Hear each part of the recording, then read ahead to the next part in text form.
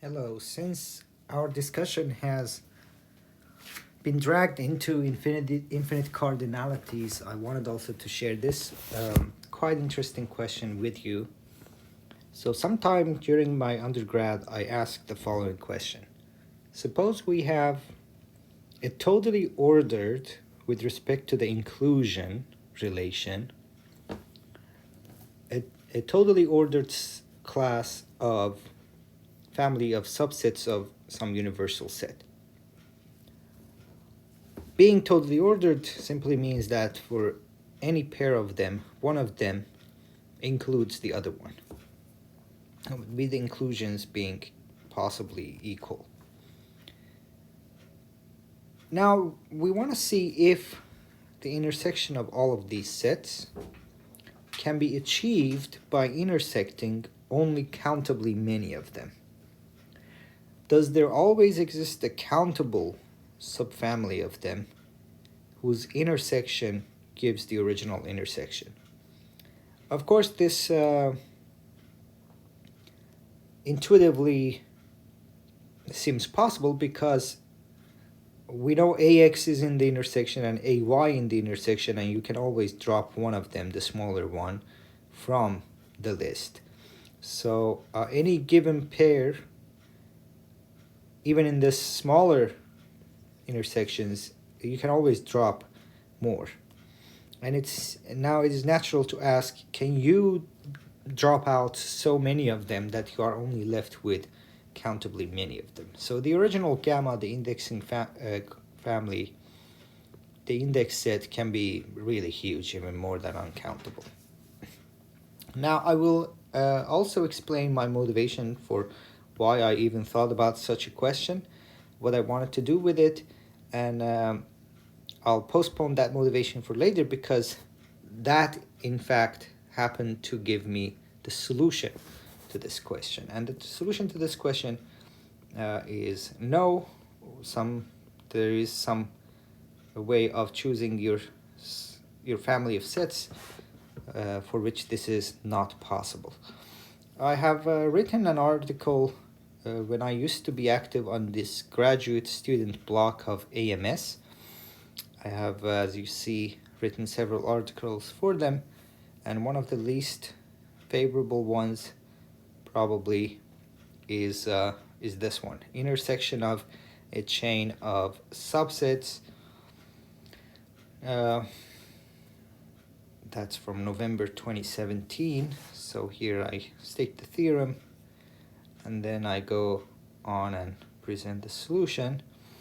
So, and that's what I'm gonna also do now, probably and hopefully better than I did in that article. Okay, so my motivation was for the following. If you have a decreasing sequence of sets, measurable sets in R1, in just real numbers, or even Rn, and then you know that measure, let's say Lebesgue measure, and denote them by this. The measure of the first one is finite. Then the measure of intersection of all of them, kind of the limit set, is a limit of the measure of the individual ones. If I goes to infinity, there's easy ways to find counterexamples if we drop this finiteness assumption. So the natural thing, so this was, of course, this very standard thing in every real analysis class and is given usually as an exercise. So the natural upgrade of this would be, do you have the same for uncountable family? So I was interested in the question of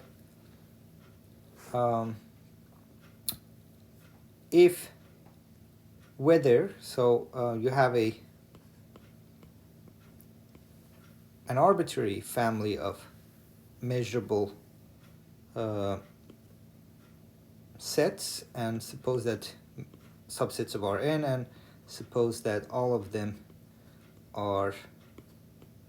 have finite measures, so supremum over alpha of this is finite. Then the question is, of course we cannot talk about limit, but there is a natural way of formulating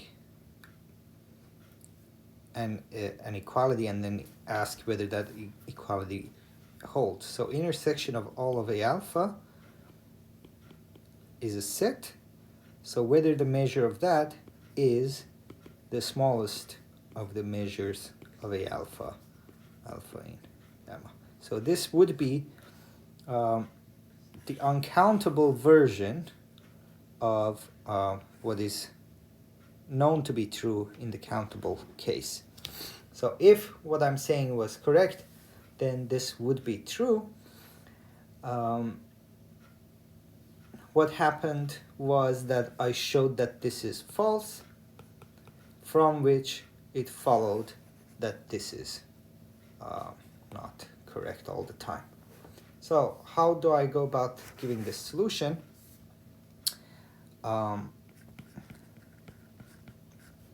Prove why answer to the question above is a no. So I need to come up with some family of sets, and for that I say consider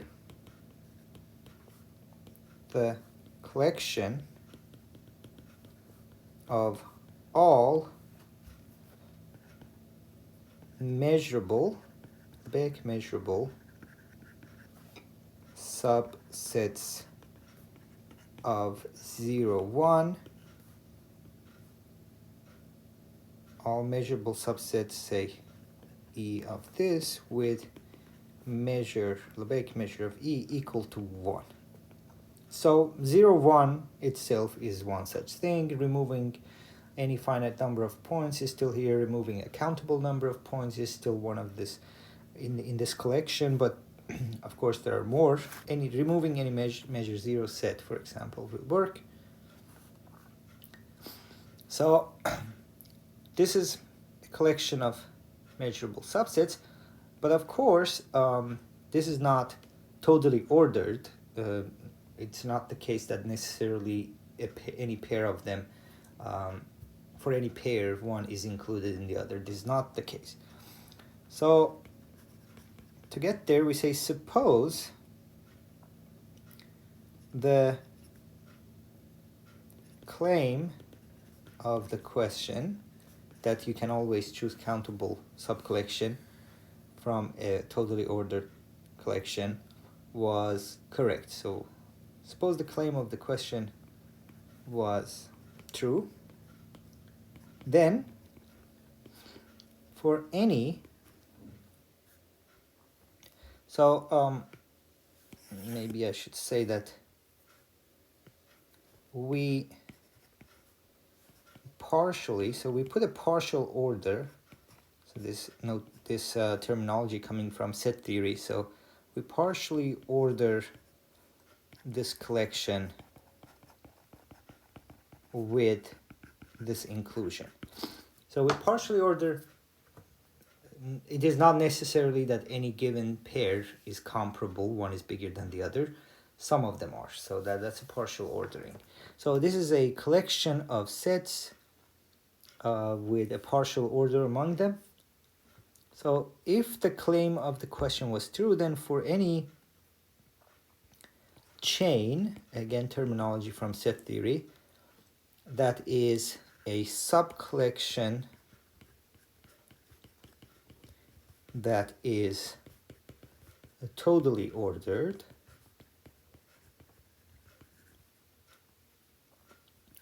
with this inclusion, we would have, so if I choose a subcollection of these where now every pair is comparable, what would happen that let's say this collection of sets is indexed, the chain is indexed by gamma, then this would be equal to some countable, let's say xi, I going from 1 to infinity. Without loss of generality, we may assume that a1, ax1 is bigger than ax2 and so on. It's decreasing. This is a very simple exercise. You keep ax1 as it is, and then replace ax2 with intersection of ax1 and ax2. So this is either ax1 or ax2. Whichever it is, the new, so this will become your new ax2, and that will be included here. And then you inductively keep doing the same. So the new ax3 will be the intersection of ax1, ax2, ax3 from the original collection. So without loss of generality, we can assume these are decreasing. And remember, these are measurable sets, and all of them are contained in 0, 1, so they have finite measure. So the whole intersection, now that we are in the uncountable case, is measurable, and the measure of the intersection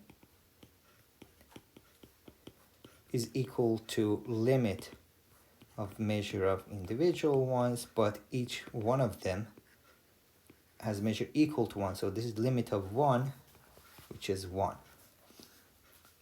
So if you call this, say, A, so A is in the collection, in the larger collection of measurable sets with measure equal to 1, and a minimal